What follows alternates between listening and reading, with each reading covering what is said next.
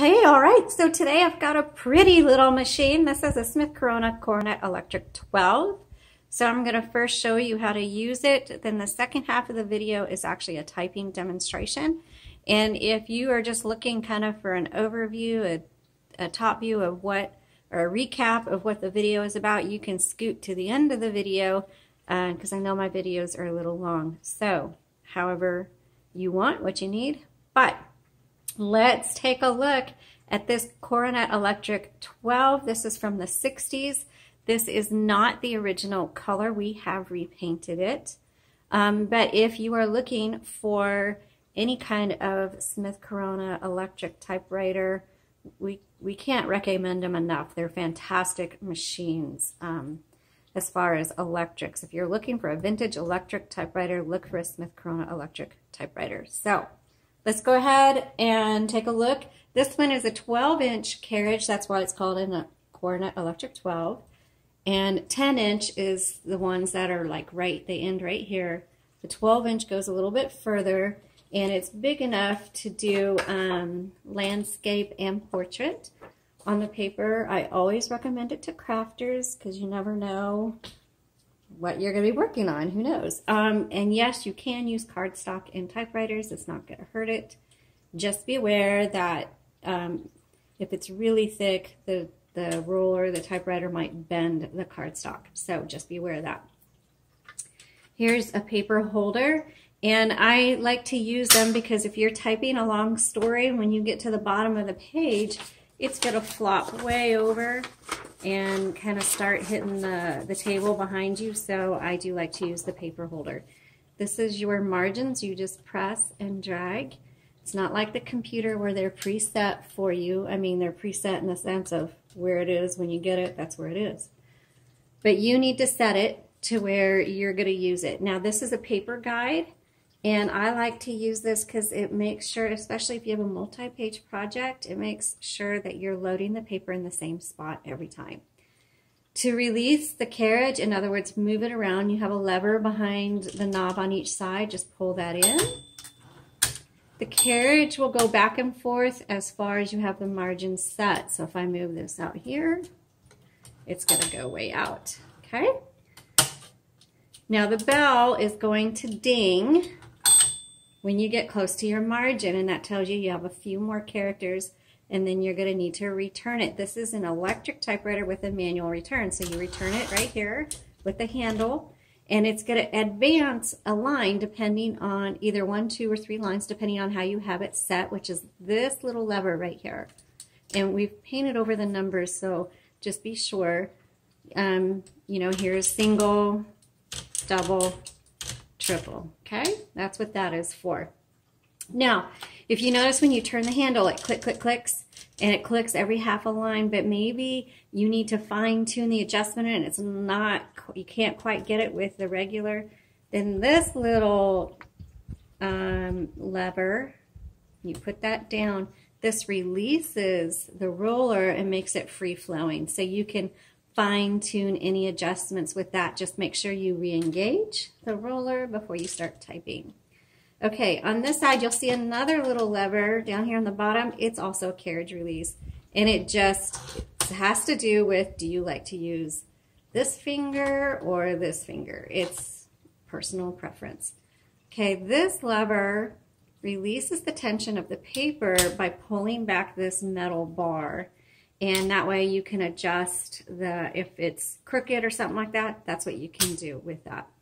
Okay, I'm going to move the carriage all the way to the left and then open the top, which you want to make sure the carriage is to the left before you open because this handle will scrape the top if you don't. You'll see ribbons on the inside. This uses a universal ribbon. They're very easy to change out, but we do have a video that shows you how to do it under Typewriter Tips. When you do reload it, make sure you have the ribbon threaded through this guide wire, and then you have to kind of jimmy the ribbon down in between the guide wires here, and then on this side. Black on top, red on bottom. When you get to the end of the spool, your typewriter might stop typing, and you might go, my typewriter is stuck, or it's typing just on top of the same letter over and over. That means you need to reverse the direction of your ribbon, and you do that right here. Okay, so don't keep pounding away on your typewriter if something's not working right, or if the font is really faint, because you can pop a hole in that ribbon and it'll make it tear, which you can, it's actually pretty easy to fix, but it's also a pain. All right, so down here is your margin release. So let me turn this on. When you get to your margin, oops, hold on, it'll stop. So it's not going to move, but once you hit the margin release, then it releases that and you can keep going. All right, let's put in a piece of paper and we'll do our typing demo. So again, make sure you load your paper against this paper guide. You just set it there and then turn the handle and that'll thread right through. Pull the bar out and then release the bar. This holds the paper taut against the roller. Okay, so, and I like to check and make sure I got it straight. It's a little crooked, so I'm going to fix it by releasing the tension and lining that up. There we go. And let's go ahead and start typing. So this is a 1960s Smith Corona Electric 12. Gosh, this is really easy to type on. I was kind of hitting it a little too hard, I think. Super, super easy. So I definitely would recommend this for kids. Okay, so this is your tab bar. I'm going to hit tab. And you set and clear your tabs right here.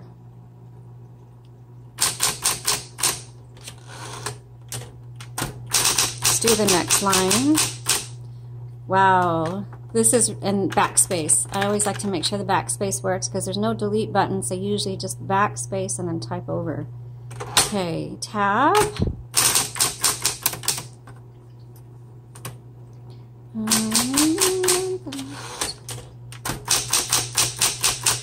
Okay, so this is a very smooth typewriter, which I like when I come across a typewriter that is smooth. I mean, it can work well, but it may not be smooth. This one works well and it's smooth, meaning it's easy to get into a flow. And that's what you want to look for when you're looking to do extended typing projects like a book or a screenplay or a long report or paper or something like that.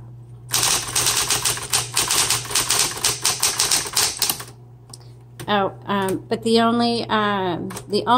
reason those keep getting stuck. Oh, the bell didn't go. Hold on. Is because I was typing too fast. Ah, perfect example. No, it wasn't. Okay, let me show you this. See how I told you that it might type on top of each other and it's really faint? I am at the end of the ribbon, so I had reversed the ribbon, so I'm actually at the beginning of the ribbon, but it's acting like it's at the end. So I need to reverse the direction of my ribbon. And let's do this again.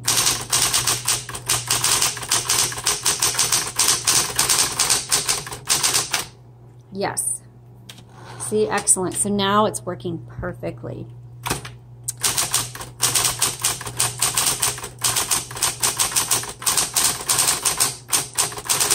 Okay, but back to the typing too fast. Each typewriter has its own little characteristic, its personality. So on this one, I am learning, I can type quickly, but I have to, sometimes I have a heavy hand and I type on top of another. I don't know how to explain it. You know, so before I take my finger off of one, I'm already on the other one. This one doesn't like that. So even if you type fast, make sure you're lifting your fingers completely off the keys, okay? Let's do the red.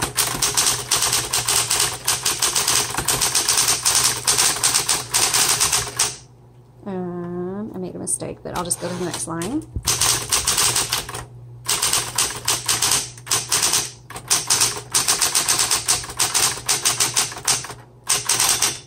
there's the thing. Okay, y'all. Okay, this is an boy, I can't spell. Excellent typewriter. So, whoops, let's try this again. It's very, okay, so the keys are very sensitive, which is a good thing, which means that the typewriter is super easy to type on.